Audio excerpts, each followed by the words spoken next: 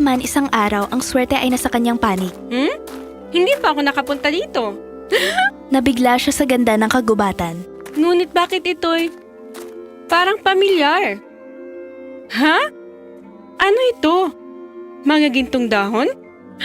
At pagkatapos ay bumalik ang lahat sa kanya. Ang kanyang pagnanais ng pumunta sa mundo ng diwata, ang bulong ni Friskin sa apoy, at Itong mga dahon.